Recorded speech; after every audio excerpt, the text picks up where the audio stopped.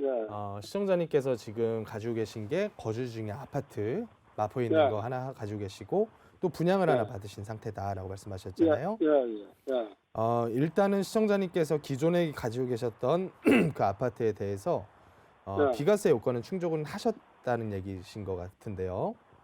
예. 음, 몇 년도부터 비과세 충족이 돼요? 몇 년도부터 보유하셨습니까? 그게 2015년 3월에 네, 구입이. 15년도부터 지금까지 거주하고 계신 거고요. 예, 예, 예. 그러시다면 1가구 1주택으로서의 비과세 요건 충족은 하신 거고요. 이제 아, 시청자님께서 그 상태에서 새로운 물건을 가지고 오시게 되면 그거에 대한 일시적 1가구 2주택 혜택을 받으실 수 있는 것 같아요. 지금 상황만 아, 보면. 예, 그러면 그 상태에서 시청자님 고민은 두 개 다 끌고 갈지 아니면 하나를 정리할지가 궁금하신 거죠? 예. 지금 상황만 봐서는 두 개 다 끌고 가서 가격이 올라봤자 시청자님께 별 이득이 없어요. 그렇죠. 왜냐면 아마 알고 계실 거예요. 하도 매스컴에서 방송을 많이 하니까 양도소득세에 대한 기준 올 예, 6월 달부터 플러스 10% 중과가 추가적으로 들어간다는 거 알고 계시죠? 예, 근데 이걸 계산을 해보면 기존에 있었던 1주택으로서의 양도세 일반세율이 6% 내지 한 40% 구간이다라고 봤을 때 예, 여기에 대해서 2주택자는 20%, 3주택 이상자는 어, 30%가 붙게 되는 거거든요.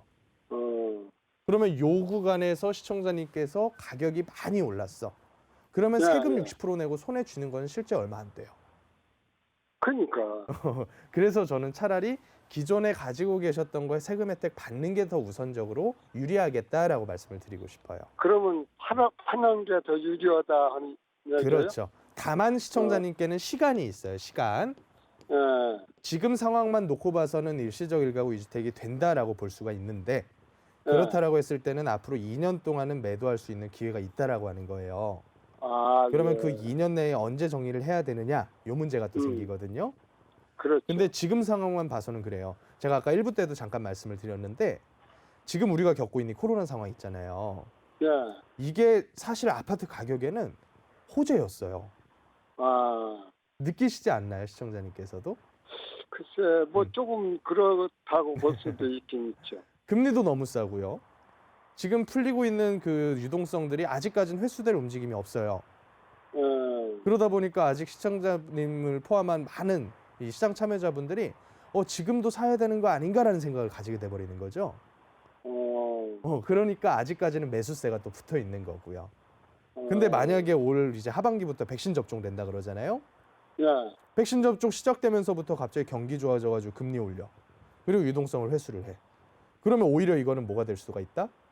오히려 악재가 될 수가 있다는 거죠. 예, 그러면 이게 폭락이 된다는 의미가 아니라 분위기가 지금처럼 이렇게 올라붙은 분위기에서 계속 이렇게 가는 게 아니라 그렇죠. 이렇게 계속 왔다 갔다 할 가능성이 커진다라고 하는 거죠. 예, 그래서 분위기로만 봤을 때는 어느 정도 조금 남들보다는 왜냐하면 시청자님은 시간이 정해져 있으니까 예, 요 기간 내에 좀 그래도 손에 많이 쥐고 나오시려면 좀 매도에 대한 일정을 미리부터 생각을 해보실 필요는 있다라고 저는 생각을 합니다. 예. 그래서 지금 음, 이 신청을 한 네. 거예요. 지금 분위기로만 봐서는 지금 팔아도 나쁘지 않아요. 근데 예, 시청자님 가지고 계신 두 번째 물건이 아직 입주가 안 들어갔잖아요. 아예 안 들어가도 네. 전세 들어가야지. 전세 다른 데 지금이 낫다. 사시려고요? 아니, 사는 게 아니고, 네. 예를 들어서 신수동 지금 거주하고 있는 네. 게 지금 팔아야 낫다고 보면 예. 팔고서 예. 전세를 내가 살더라도. 그 집에 그대로 전세를 사신다. 그렇지. 그 선택을 하시는 것도 저는 나쁘진 않다고 봐요. 근데 지금 아, 상황이 상대방 입장에서 우리가 한번 보자면 음, 상대방 입장에서는 전세 낀 매물을 사는 거가 되잖아요. 음, 그러면 전세 낀 매물을 샀을 때의 이득이 그 사람도 집이 한 채 있다라고 하는 건데 거의 대부분 이득이 좀 음, 줄어들 가능성이 커진다라고 하는 거죠. 그래서 지금 아, 시장에 보면 전세 낀 매물들보다는 아무것도 없는 매물들, 내가 들어가 직접 음, 살 수 있는 매물들이 거래가 돼요. 음, 전세 낀 매물들은 음. 거래가 조금 덜해요. 아니, 네. 그러니까 지금 선생님이 네. 내 말을 좀 오해하는 것 같은데, 내가 지금 예. 거주하고 지금 살잖아요. 예, 예, 예. 근데 이제 지금 말씀하신 게 1가구 1주택으로서 세금 면제를 받을 요건이 되고 네. 예, 지금 사는 집을 파는 게 좋다. 예, 그렇게 말씀하는 거 아니에요? 맞습니다.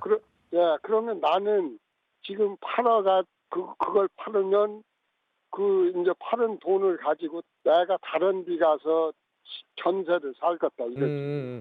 저는 그 선택 괜찮다고 봅니다. 그러다가 그러다가 저기 예, 입주하게 되면 그쪽으로. 입주 때 들어가면 되죠. 그렇죠. 예, 그렇게 해서 2년 거주하시면 될 것 같아요. 예. 그래서 음. 그러면은 지금 이거를 2년 안에 팔으면은 양도세가 안 맞아요? 제가 알기로는 지금 상황만 봐서는 그게 맞아요. 근데 세금에 대한 문제는 제가 책임져 드릴 수가 없으니까 따로 별도로 국세청에다가 문의하셔서 결정하시는 게 좋을 것 같아요. 국세청이에요. 그렇죠. 예, 예, 알았습니다. 여기까지만 정해 드릴게요. 예, 감사합니다. 네, 고맙습니다.